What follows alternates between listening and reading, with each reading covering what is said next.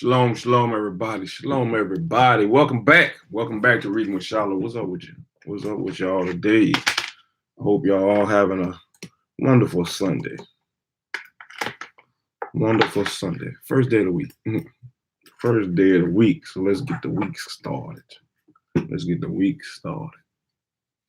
And we're back with another edition, the next edition of Reading with Shilo.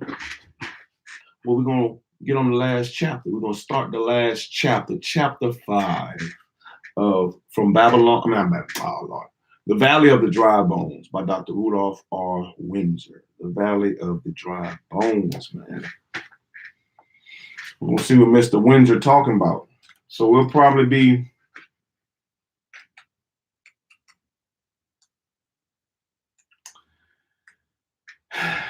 two parts. Probably be two parts for this one. Two parts for this one. We'll see. We'll see how it goes as we get into it. And as we read into it. And chapter 5 is World War III and its secret cause. World War III and its secret cause. Highlighters, pen, dictionary. Man, we're going to get into it. And we're going to see. We're going to see what's what. So I'm going to give y'all just a minute. All right. Come here. We're going to get into it in just a second. All right. My boy. You're going to be all right? You going to stay here with Daddy or what? You going to stay here and read with me? You going in the room? All right. All right. Well, let's get it.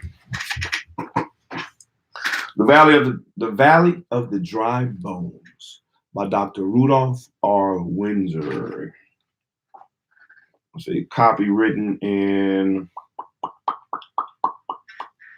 1986. 1986. I think the title of this one is very interesting to me, man. Very interesting. World War III and its secret cause. World War III and its secret cause. All right. World War III will take place in the Middle East.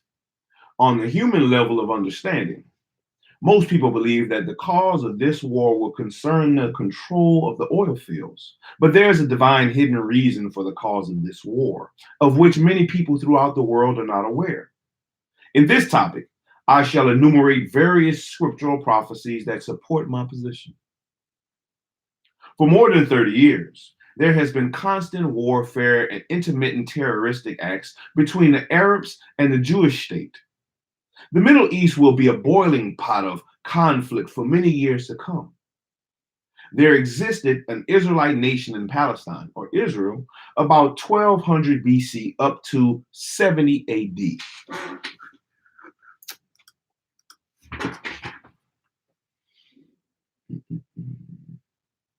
When the Black Judean state was destroyed by the European Romans.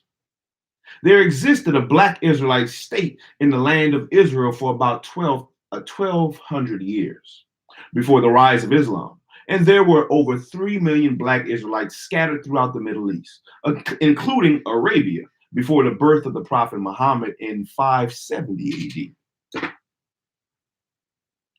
In view of this fact, most Arabs do not recognize the right of the existence of an Israelite nation in Palestine. This is one of the prime reasons for the constant conflict in this part of the world. The Arabs do not want the Judean state in the Middle East. The Arabs do not want the Judean state in the Middle East. The state of Israel is not the enemy to the Arab states. The enemy of the Arab people is Russia. The time will prove, and time will prove this. The Israelites only want to live in their ancient home in Israel. That is all. But the Russians want to dominate the entire Arab world. The Russian invasion of Afghanistan is just the beginning. The more the Arabs wage war against the state of Israel, the more obligated they are to the Russians for moral support, economic aid, and military weapons. In the not so distant future, when the Arabs attack Israel again, the Russians will mobilize their troops and move them into the Middle East under either the disguise of helping the Arabs against the state of Israel or that of protecting the Arab oil fields against European invasion. Eventually, the Russians will act like an occupying imperialist power, controlling the Arab states for her own interests. We shall deal with this subject more extensively later. Now, in the first paragraph, I mentioned that there is a divine hidden reason for the cause of the World War III. The Creator God seeks to summon the various nations to converge down in Palestine in order for them to destroy each other. Why does the divine Creator want to destroy the various nations? The answer is because of the multiplicity of crimes that some of the nations committed against the African Israelites. The Creator said these words, "For behold, in those days and in that time, when I shall bring again or restore the captivity of Judah and Jerusalem, I will also gather all the nations and will bring them down into the valley of Jehoshaphat, and will plead with them there for my people and my heritage Israel, whom they have scattered among the nations and parted my land." Joel chapter 3, verses 1 and 2. Let me explain this verse. What does it mean? In the days and in that time. This means the latter days, the future days, when the Creator of the heavens and the earth will restore the Israelites to their own land after a protracted period of slavery and exile. This is one important point to remember. That is the fact that the restoration of the Israelites is not a one-day event, but a continuous process spanning decades. When I shall bring again the captivity of Judah and Jerusalem. Judah was the name of the last Black Israelite state that existed during the time of the Babylonian, Persian, Greek, and Roman empires. Moreover, Jerusalem was the capital. The Judeans were captured and sold into slavery by three of the above-mentioned empires. America and Western Europe are racial and cultural extensions of the ancient Roman Empire. Furthermore, the United States and various other nations are guilty of seizing tens of thousands of Black Israelites from the continent of Africa and selling them as slaves. Judah and Jerusalem refer mostly to the non-European or Black Israelites of Asian, African, and of Asia, Africa, and the Americas. I'm not so sure about that. At the time that the Creator God will seek to restore the African Israelites to the land of Israel, he will assemble all nations, political and military blocs, and bring them down to a place in Israel that will be called Jehoshaphat or Armageddon. In this place, the Creator will contend and judge the nations, including Israel, whose people have been scattered and persecuted among the nations and divided up the land called Israel. Joel 3 and 2. The judgment of the Lord. The Creator will bring various power blocks to the land of Israel. These nations will marshal their armies in order to establish control over the holy city of Jerusalem, the oil fields, and the strategic military areas. The desire for control over those locations will provoke different power blocks to fight each other for the mastery of this region. The divine Creator will use the oil, the various holy shrines in Jerusalem, and the strategic location of Israel as bait in a trap to accomplish his purpose. His purpose is the restoration of the Israelites and the destruction of the wicked nations. Nations have always gone to war to satisfy their national interests. So he has a map. Let's see the map.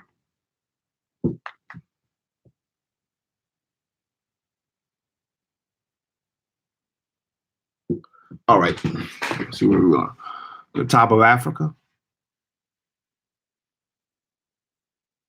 Iraq, Saudi Arabia, or Arabia. Iraq's up there, and Israel is right in this area.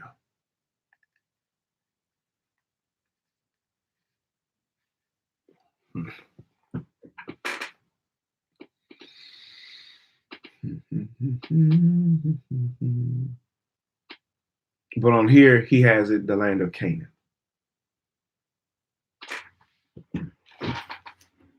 It says, the Middle East, ancient tribes and races.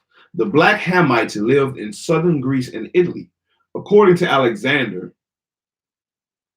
Winchell, the Etruscans, the Etruscans who inhabited central Italy were Black Hamites from Asia and Africa. See Universal History, Volume 2 by John Clark Ridpath on page 454. All right. The prophet Joel said in his book, chapter 3, verse 9, proclaim ye this among the Gentiles, prepare war, wake up the mighty men, let all the men of war draw near, let them come up, beat your plowshares into swords, let the weak say, I am strong. What does it mean to beat your plowshares?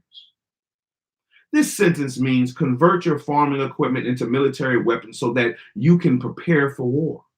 Today, most third world countries don't have running water piped into their homes, but their government possesses some of the most sophisticated weapons in their war arsenals. Yes, the first stage is set. The nations are preparing for war, not peace. The decision has gone forth from the Almighty. Assemble yourselves and come all ye heathen, and gather yourselves together round about near Jerusalem, thither, because thy mighty ones are come down, O Lord. Joel chapter 13, verse 11. The mighty ones are the ministering angels of the Creator God. They will direct the war action at Armageddon and will bring about the destruction of the wicked. 2 Samuel chapter 24, verse 15 and 16, and 2 Kings chapter 19, verse 35. Moreover, the angel reassured Gideon that the Lord would be with him. Moreover, the angel assured Gideon that the Lord would be with him, because the angel was permitted by the Creator to assist Gideon and direct the outcome of the battle. Judges chapter 16, verses 11 through 12. Let the heathen, the non-Jews, be awakened and come up to the valley of Jehoshaphat, for there will I sit to judge all the heathen round about. Why land? How will God judge the nations that marshal their armies at Jerusalem? I shall answer the why first. And they have cast lots for my people, and have given a boy for a harlot, and sold a girl for wine, that they might drink the children of the children also of Judea and the children of Jerusalem. Have ye sold unto the Grecians, that ye might remove them far from their borders. In the days of the prophet Joel, the ancient people of Lebanon, known as the Zidonians and the Palestinians, sold the Jews into slavery, and wherever the Judeans migrated, the Gentiles persecuted them. How will the Lord judge the nations? You must be aware of the fact that there is no judgment without a sentence or a punishment. The trial of the wicked is held in the heavenly court, but the sentence is meted out on earth. Many large opposing armies will converge in the Middle East for their own selfish interests, and there they will receive their sentence of destruction. Zechariah chapter 12, verses 2 through 9, and chapter 14, verses 2 and 3. The prophet Zechariah describes in vivid detail the most horrible destruction that the various nations will unleash on one another when God brings them against Jerusalem. And this shall be the plague wherewith the Lord will smite all people that have fought against Jerusalem.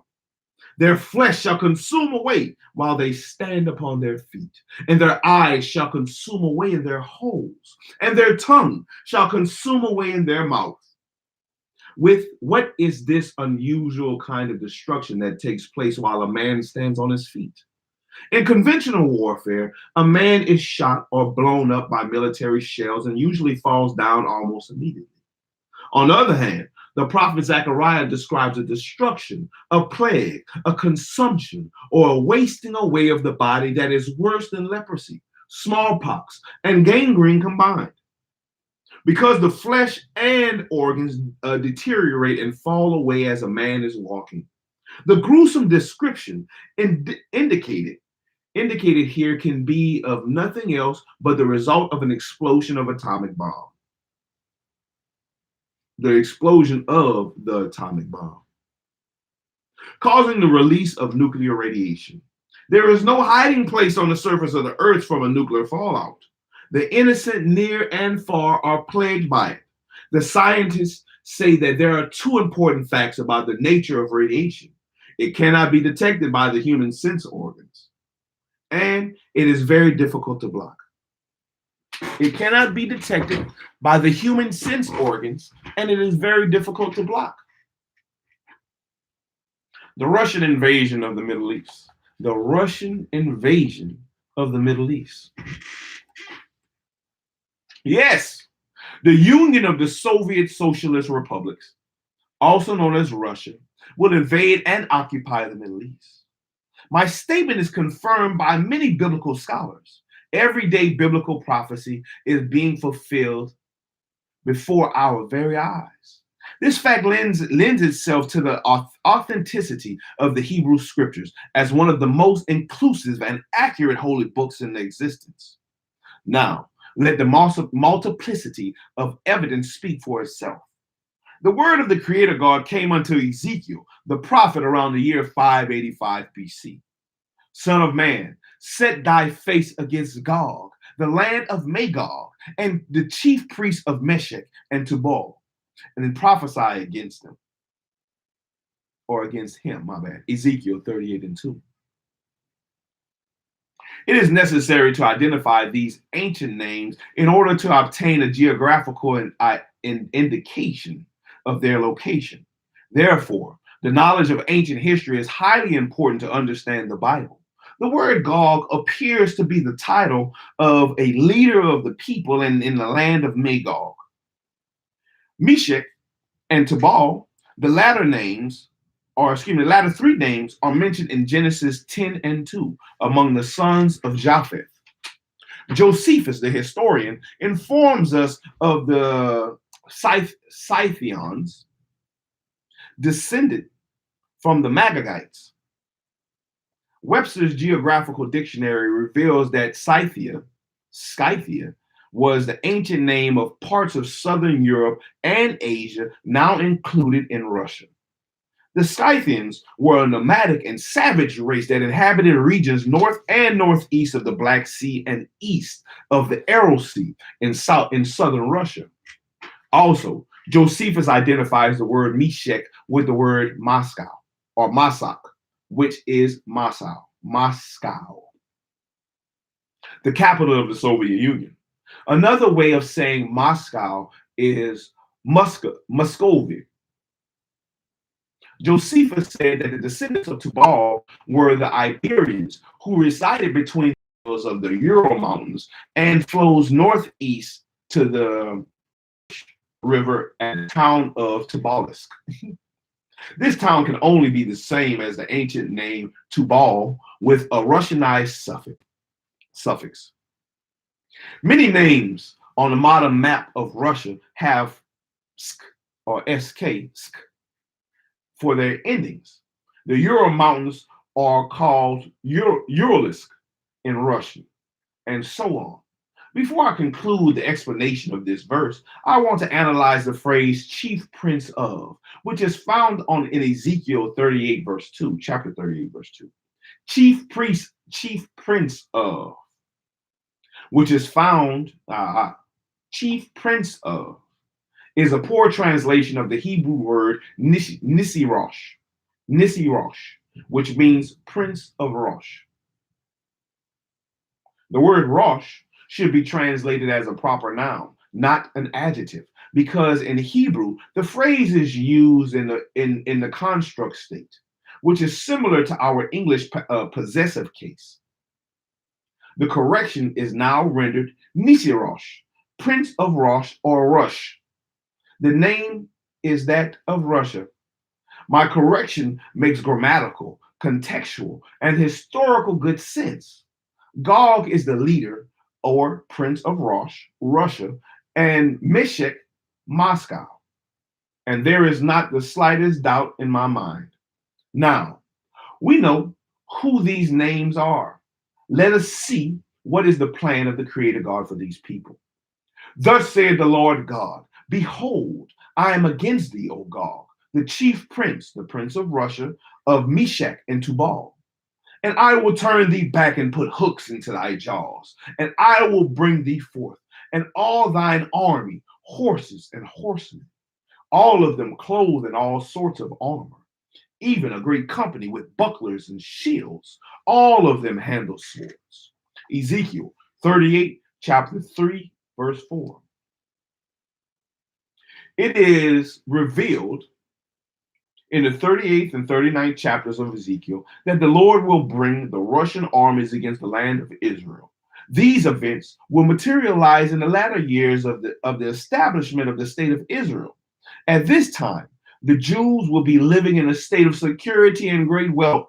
The massive mobilization of the Russian armies will be motivated by greed and desire for world domination. Moreover, other nations will accompany the Russians in their invasion. Gomer and all his bands, the house of Togarmah, of the north quarters, and all his bands and many people with thee. Ezekiel chapter 3, verse 6. I'm gonna read it again. Gomer and all his bands, the house of Togarmah,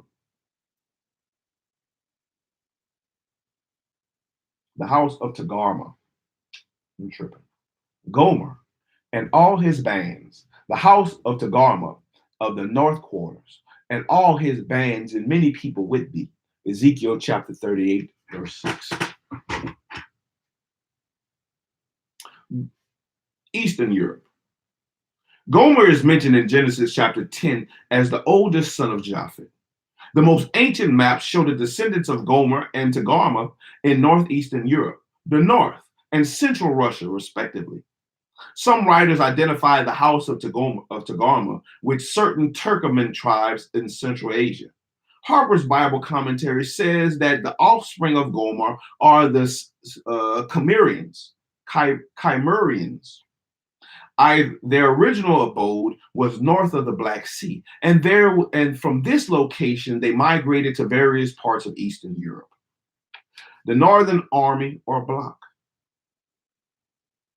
And thou shalt come from the place out of the north, thou and many people with thee, all of them riding upon horses, a great company and a mighty army.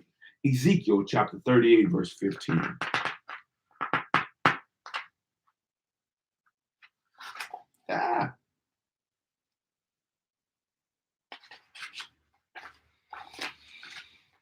The army destined to invade the Middle East and the state of Israel would descend from the north. In fact, in the Hebrew language, the text read,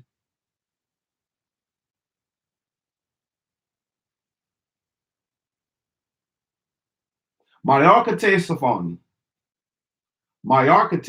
Safan. This means the extreme or remote north. It does not mean that the army will come from Lebanon, Syria, or Turkey. The north means the focal point from the land of Israel. And the only nation to the extreme north of the land of Israel is Russia. Just consider how accurate the prophecy of God is. Thou shalt ascend and come like a storm.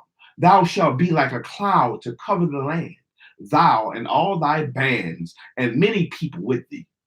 Ezekiel chapter 39, verses 9.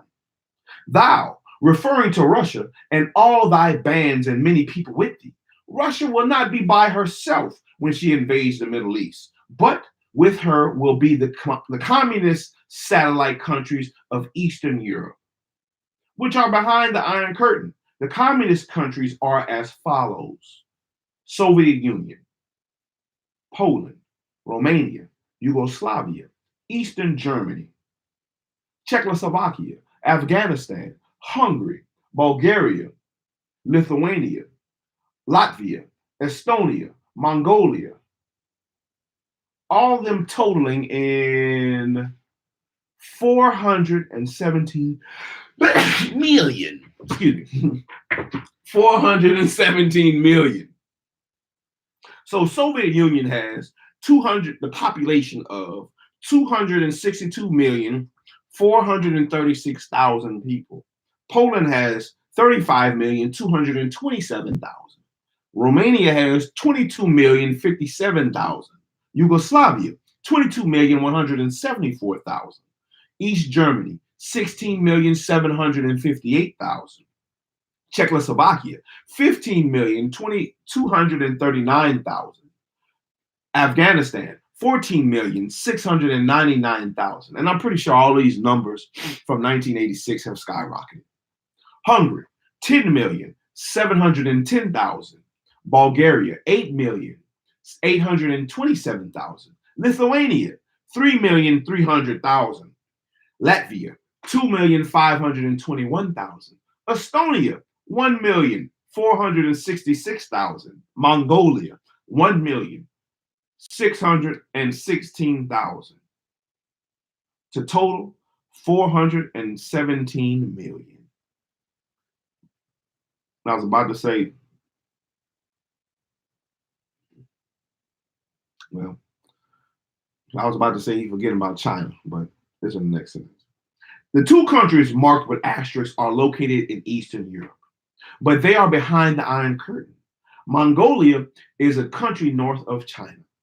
With the advent of the 1911 Chinese Revolution, Mongolia, with Russian backing, declared its independence. The Mongolian communist regime was established in July of 1921. But in today's time, we see, if you look at the things that's going on in the news, China and Russia are becoming, good allies. Good allies. So China most definitely possibly will be, come down with Russia, if Russia gets into any type of, situation. Mongolia has sided with the Russians in the Sino-Russian dispute. The Mongolian-Soviet Mutual Assistance Pact was signed on January 15th of 1966, and thousands of Soviet troops are based in the country. Ties were expanded in the 1976 pact. Afghanistan, late in December of 1979, the USSR began a massive airlift of military cargo into Kabul, Afghanistan. The 3-month-old regime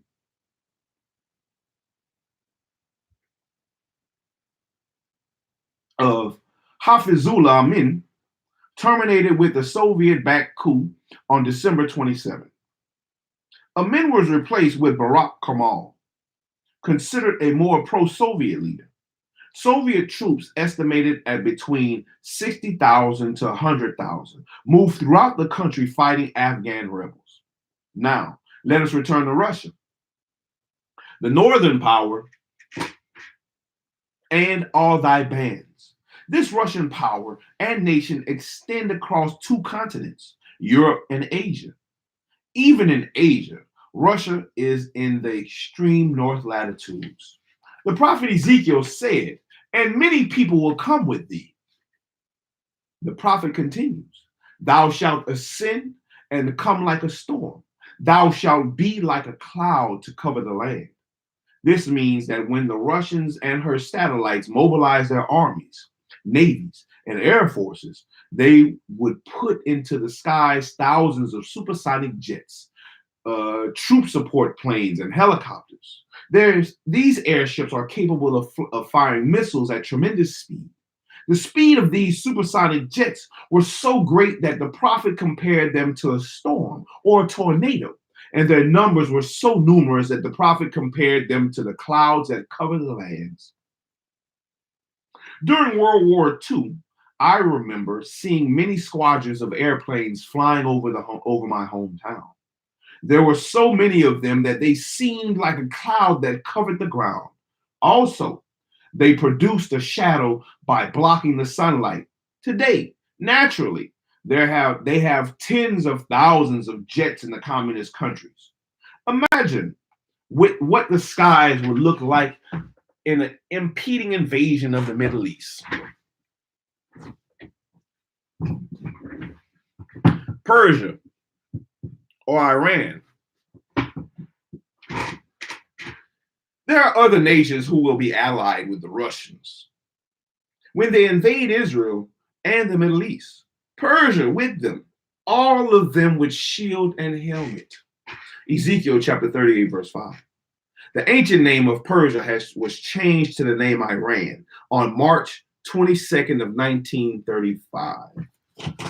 That's definitely a good historical fact. The name of Persia was changed to the name Iran on March 22nd of 1935. Let me see. Let's see.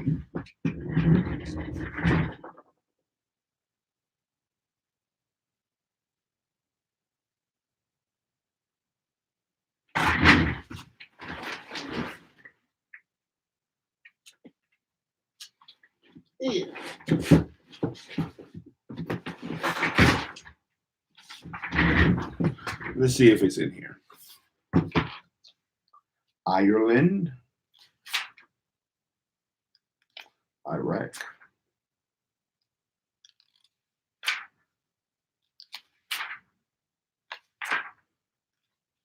Iran.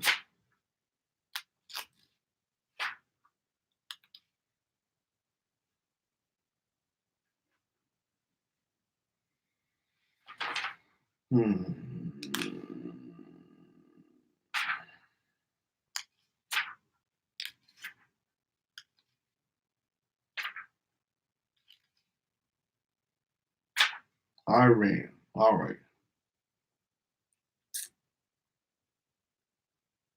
All right. I'm only read this is the Encyclopedia Americana.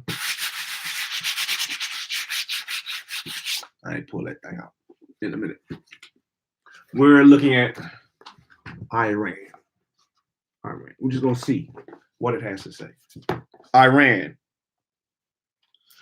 Iran, a Muslim country in the Middle East, one of the earliest civilizations in recorded history, flourished here. Successive civilizations have risen and fallen in this country, which in the 20th century has assumed increasing importance in the world because of the vast petroleum resources. The country was known in Europe for centuries as Persia. The country was known in Europe for centuries as Persia.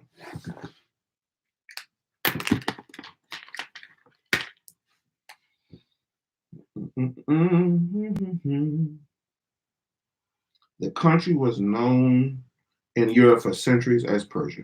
In 1935, it demanded official recognition as Iran. However, in 1949, it accepted Persia as an official alternative.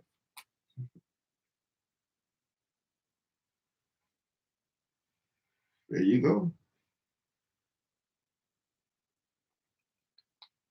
Iran has a continuous national history of almost 3,000 years. The Persian Empire was one of the greatest empires of the ancient world. Persian art and literature were second to none in the Middle East, particularly during the period known in Europe as the Middle Ages. I'm going to read the rest of this paragraph and that's it. Islam is the religion of almost all the people. Although Persian is not the only language spoken, it is tending to prevail as the country is tied more closely together through expanding communication facilities and through the Iranian government educational programs. So, even the Encyclopedia America says that Iran was called Persia.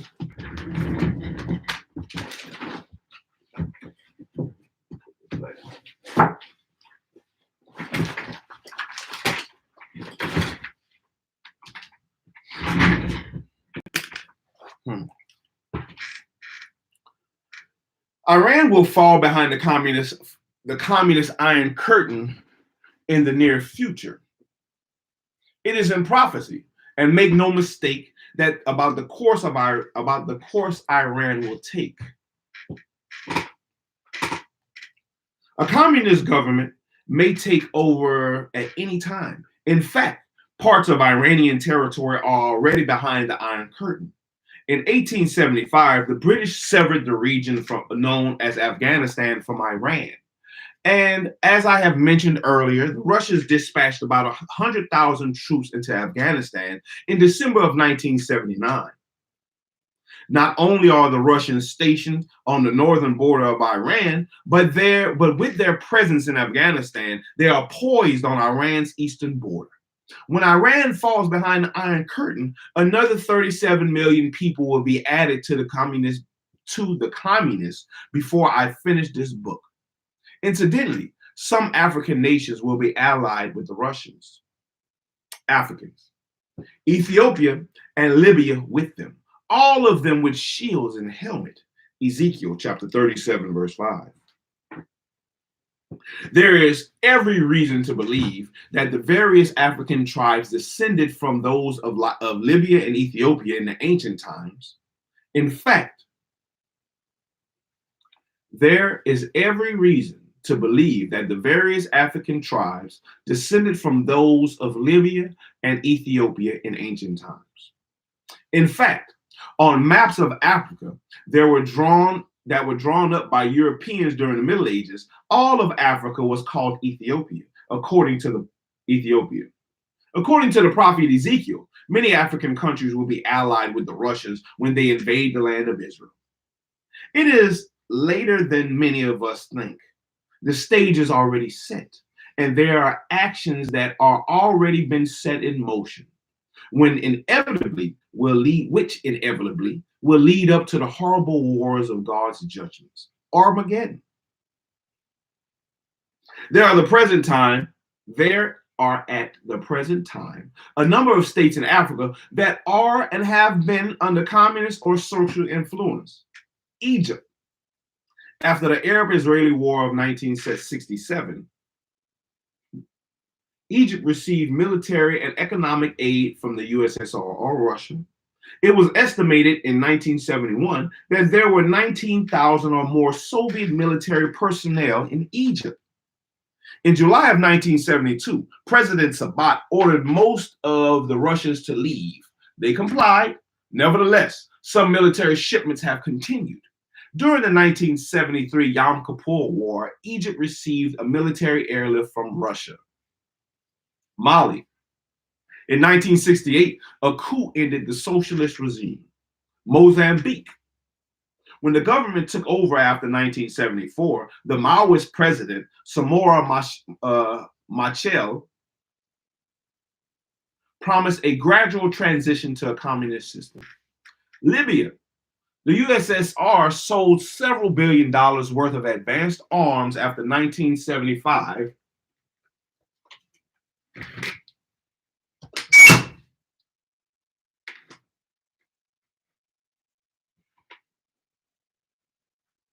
The USSR sold several $billion worth of advanced arms after 1975 and established close political ties with Libya. Algeria. A one-party socialist regime in 1967, Algeria declared war with Israel, broke with the US, and moved towards eventual military and political ties with the USSR. Angola. The Soviet-backed popular movement rules the country. There were 15,000 Cuban troops and massive Soviet aid that helped the popular movement win the battles against the National Union, which was backed by the United States and South Africa. Ethiopia. Now, this nation is a one-party socialist state with close ties to Russia. Relations with the United States have deteriorated. As a result, cooperation accords were signed with the USSR in 1977 and 1978. Soviet advisors and 20,000 communist Cuban troops helped Ethiopia defeat Somali rebels. The trend is set, and the nations are moving in the direction in which the prophecy of God said they would move. Libya and Ethiopia have already moved, as you can see, in this direction, and the rest of Africa will follow as events unfold. Some of you are probably wondering why some African states would want to turn communist. Obviously, the answers are poverty, greed, racism, and colonialism. I shall give you an indication of the course of the African states, the African states will take by stating this fact. When Egypt attacked Israel, who was supported by the United States and other Western powers in the 1973 war, most African states broke diplomatic relations with the state of Israel. It seems highly likely that in any war in which Russia and the Arabs are against Israel and Western Europe, the Africans will be confederates of Russia. Russian domination of the Islamic states. Let me see, man. I'm trying to see, can we move through this fast enough?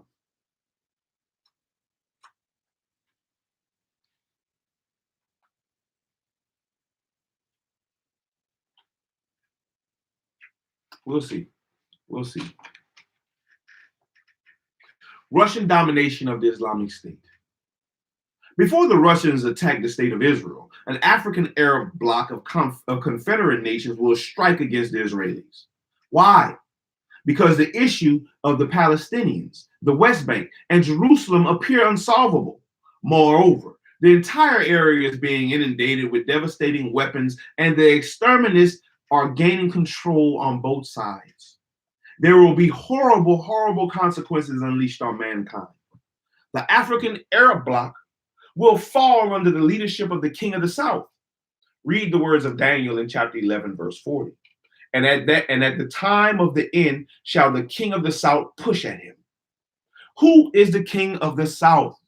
Remember, I told you that the focal point of direction is determined from the land of Israel, and geographically, Egypt is south of Israel. There is a tremendous amount of historical evidence to certify this point.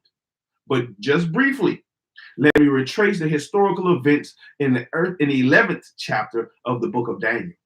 After Alexander the Great conquered the entire Middle East and Egypt, his general Seleucus established a dynasty in Syria and became king of the north. And his other general, Ptolemy, established a dynasty in Egypt and became king of the south. Daniel did not designate these kings by names, but only referred to them as king of the north and king of the south during the time that the Greeks dominated the Middle East. You can read about the details and events of this period in the writing of Josephus and the books of the Apocrypha. The books of the Apocrypha. Now, I got my shit with tape, man. This thing has been through so many, man. The cover was falling off. And when you read about Alexander the Great in the Apocrypha, you'll read about Alexander the Great in the book of the First Maccabees, which I will read just a little bit of the first chapter. Oh, man.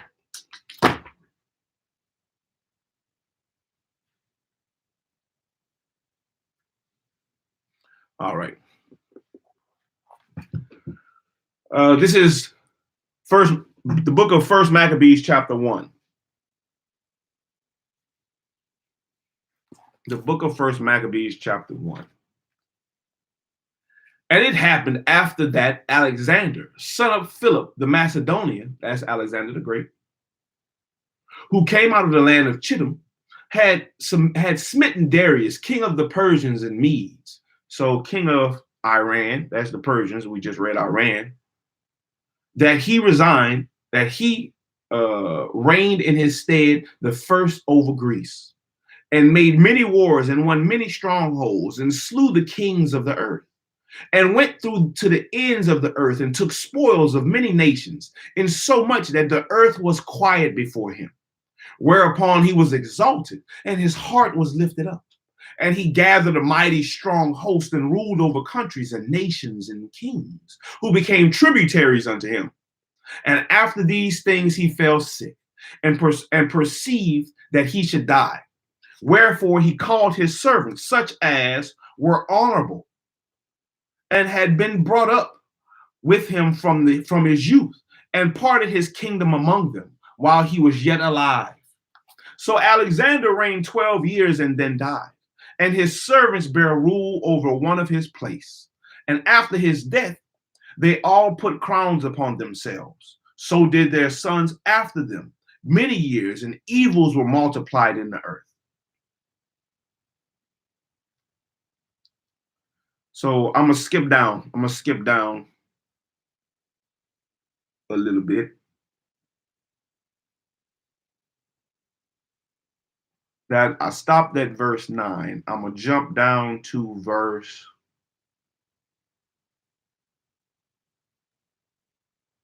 17. Wherefore he entered into Egypt with a great multitude, with chariots and elephants and horsemen, and a great navy, and made war against Ptolemy, king of Egypt. Ptolemy established a dynasty in Egypt and became king of the south. And you're talking about Antiochus, the king Antiochus. History is very important. You got to know your history. Or you got to know history. Ptolemy established a dynasty in Egypt and became king of the south. Daniel did not designate these kings by names, but he referred to them as king of the north and king of the south during the time that the Greeks. Oh shit, man! I've been having this on my head the whole time. Man, my bad.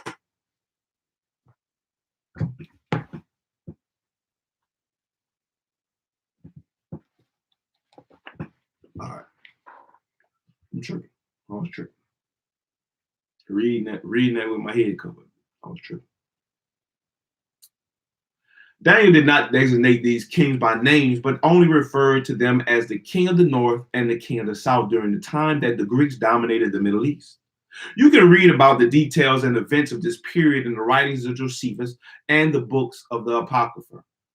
During the time that the Greeks ruled, there was constant war between Syria and Egypt. And this is what Daniel is talking about in most of the 11th chapter. Then, all of a sudden, Daniel jumped over 2,000 years to our day in chapter 11, verse 40. And he said, at the time of the end. What is the time of the end? It is the latter days when the Creator God will judge the wicked nations after the establishment of the state of Israel and bring their armies to the war of Armageddon in Israel. In the 14th verse, Daniel expressly reveals to us that the king of the south, Egypt, Arabs, and other Africans will push at him, Israel. This means that the Arab-African bloc will attack the state of Israel, and at this time, Israel will be supported by the United States and Western Europe, or one of the two. And the king of the north shall come against him, the Israeli head of state, like a whirlwind, with chariots and with horsemen and with many ships, and he shall enter into the countries and shall overflow and pass over. We have learned in this chapter that the king of the north is Russia. And when the African Arab Confederacy attacks Israel, the Russians will move against the state of Israel like a whirlwind, with chariots, tanks, and many divisions of troops. Thousands of supersonic jets will sound like a whirlwind. If the Russians do not participate actively in the next Arab-Israeli war, then they will in the subsequent wars. Oh, man. The nature of the Russian armed forces. I think I'm going to stop there. Man, I might can make it. I might can make it to the end, honestly. We only got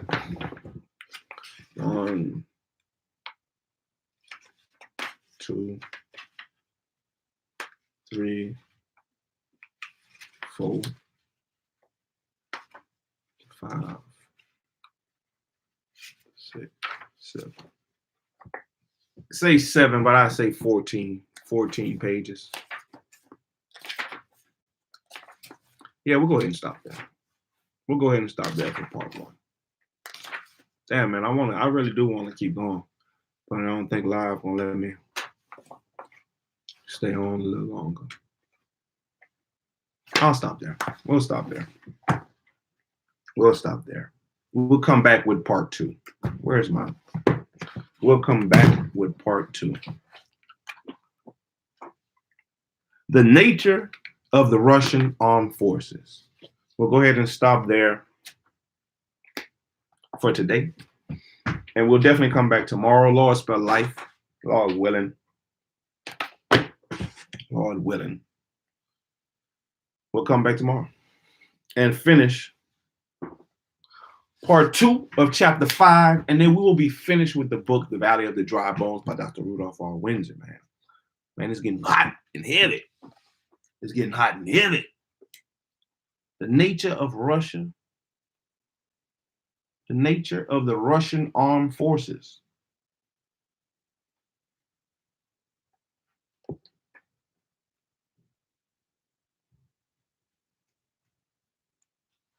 Let me see, how many did we read?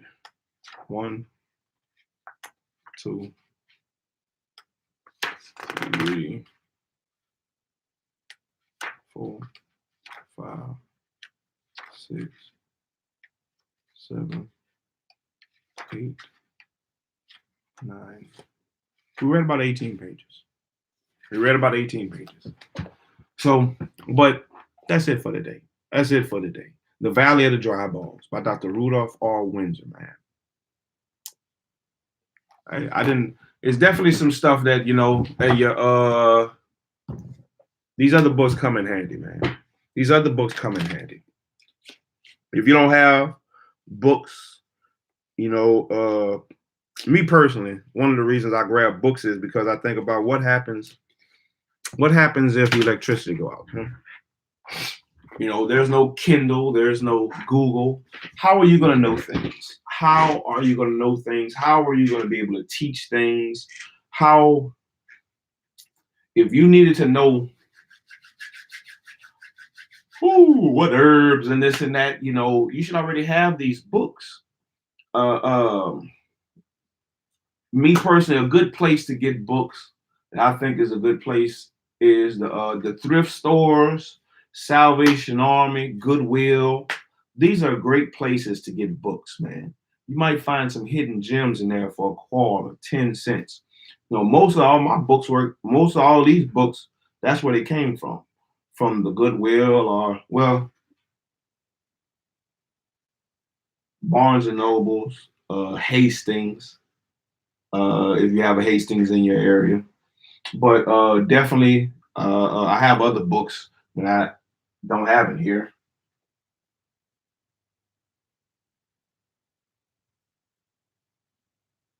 But I probably need to put them in here. I just don't feel like picking that heavy ass. Man, these bookshelves is heavy as shit. I just don't feel like picking them heavy ass bookshelves up.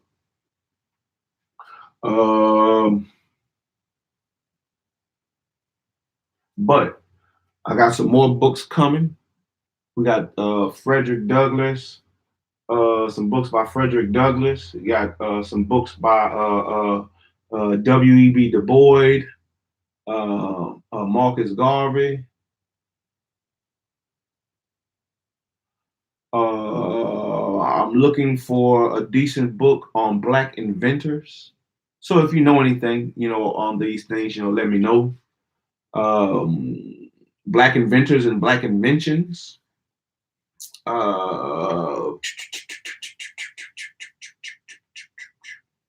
So, man, let me know what's up. And once we finish The Valley of the Dry Bones, we're going to read Dr. Rudolphf R. Windsor's other book.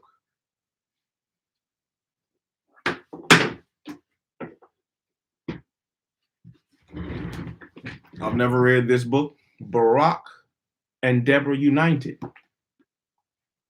That'll be the next book on the reading list. Right now, this will be the biggest one, man. Ooh, 314 pages. Ooh, it's a lot. At least to me it is. That's a lot to me. Let me see. This one has 160 pages. Yeah. But I've been wanting to read this. I've been looking at this.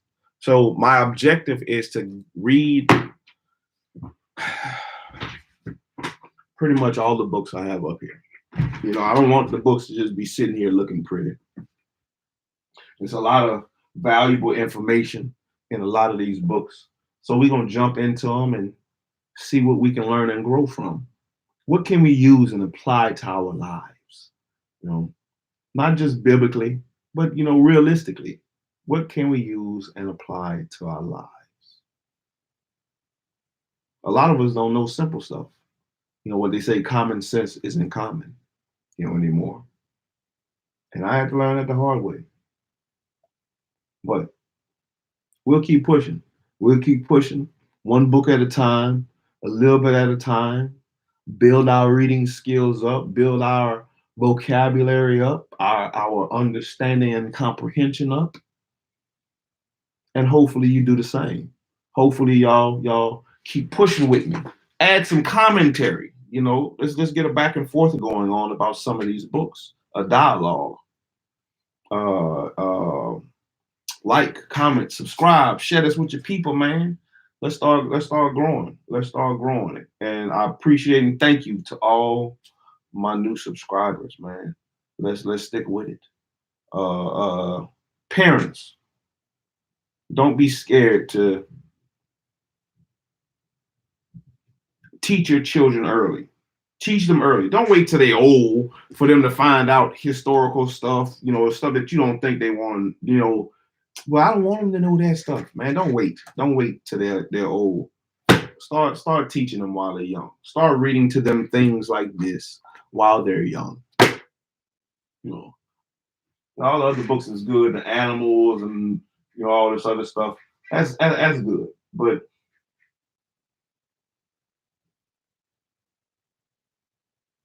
we got to give them better information than what we had when we was growing up. Or at least that's my thought on it. My opinion, perspective on it. Yeah. But that's it, man. Thank y'all. Thank y'all for this edition with Reading with Shilo, man. We read pretty good today. It was all right. I read all right. I be judging my own reading. If I sound good, oh man, I like when it be flowing. I like when it flows.